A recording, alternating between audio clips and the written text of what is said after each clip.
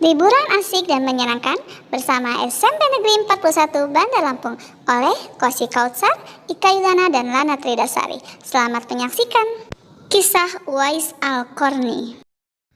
Oh ibuku, engkaulah wanita yang ku cinta selama hidupku. Maafkan anakmu bila ada salah, pengorbananmu tanpa balas jasa. Bismillahirrahmanirrahim. Assalamualaikum warahmatullahi wabarakatuh. Apa kabar anak-anak hebat yang insya Allah dirahmati Allah Subhanahu wa Ta'ala? Semoga kita semua selalu dalam keadaan sehat. Amin. Anak-anak, pada kesempatan kali ini Bu Ika ingin mengisi liburan kalian semua dengan memberikan sebuah cerita cinta tentang seorang pemuda yang sederhana, yang sebenarnya tidak terkenal banget di penduduk bumi, namun yang jadi luar biasa, penduduk langit sangat mengenalnya, bahkan merindukannya. Dan juga luar biasa, pada zaman Rasulullah, sahabat-sahabat Rasulullah sempat dibuat iri karena Rasulullah menyuruh mereka untuk meminta doa kepadanya jika doanya ingin dikabulkan. Wah, penasaran tidak? Siapa sih pemuda ini dan apa spesialnya? Mau tahu? Mari kita simak ceritanya. Uwais Al-Qarni, seorang pemuda yang hidup di zaman Rasulullah SAW, tepatnya di negeri Yaman. Uwais adalah seorang pemuda yang biasa saja, bahkan hampir seluruh penduduk bumi tidak mengenalnya. Namun, yang menjadi luar biasa adalah hampir seluruh penduduk langit mengenalnya, bahkan merindukannya. Rasulullah Shallallahu Alaihi Wasallam pernah berkata pada para sahabatnya, "Wahai sahabatku, jika engkau bertemu dengan Uwais Al-Qarni, maka mintalah doa kepadanya." Masya Allah, luar biasa Uwais Al-Qarni. Uwais adalah seorang pengembala.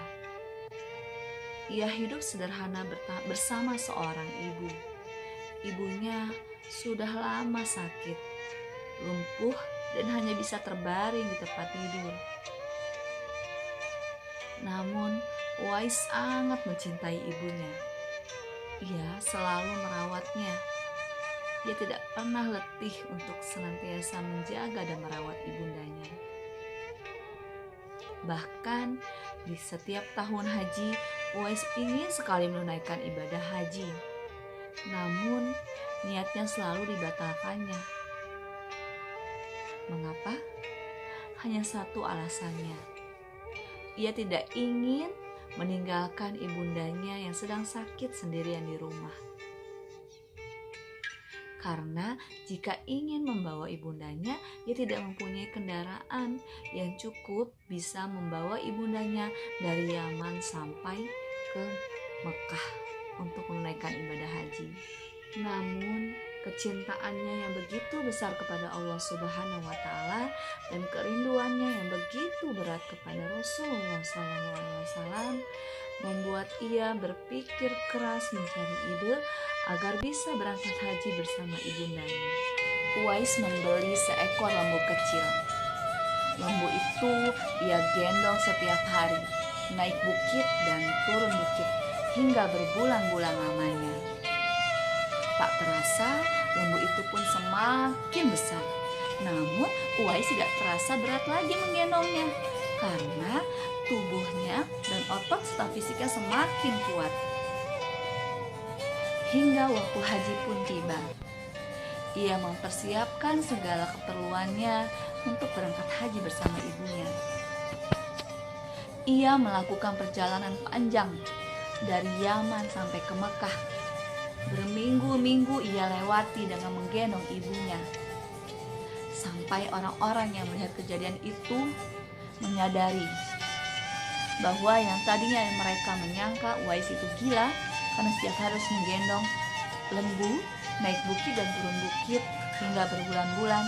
Kini mereka tahu alasannya, yaitu ia agar bisa menjadi tunggangan atau menggendong ibunya.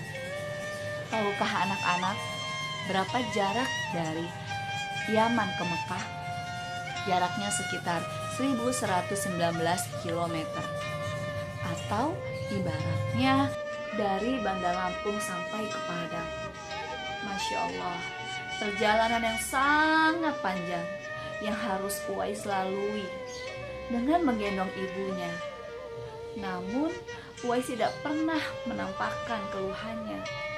Ia terus semangat menggendong ibunya, walaupun harus naik bukit, turun bukit, melewati bebatuan, bahkan melewati padang pasir yang tandus yang mungkin sulit untuk menemukan air.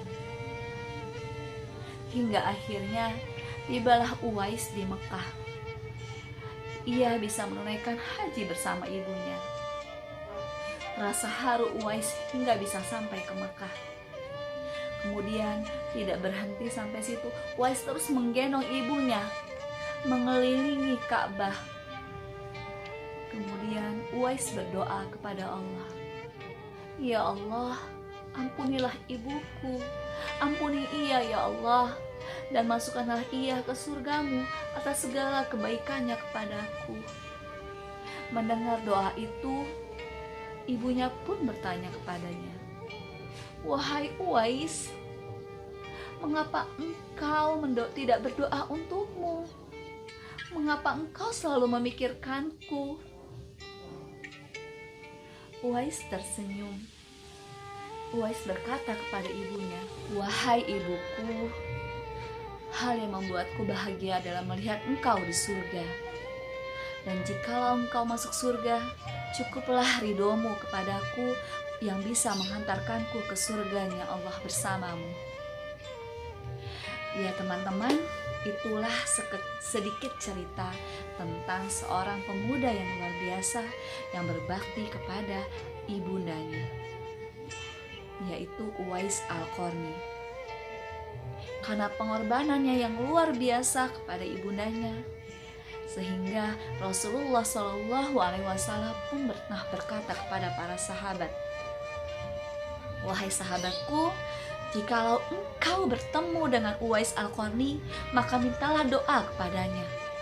Insya Allah doanya akan diijabah atau dikabulkan oleh Allah Subhanahu wa Ta'ala." Masya Allah, doa anak yang berbakti kepada orang tua insya Allah diijabah kepada Allah. Oleh karena itu, mari kita menjadi anak yang soleh atau solihah yang bisa berbakti kepada kedua orang tua. Teman-teman harus ingat hadis ini ya. Al-jannatu tahta aqdamil ummahat. Surga itu ada di telapak kaki ibu. Mari kita berbakti kepada kedua orang tua. Terima kasih telah mendengarkan cerita Bu Ika. Sampai jumpa lagi. Assalamualaikum warahmatullahi wabarakatuh.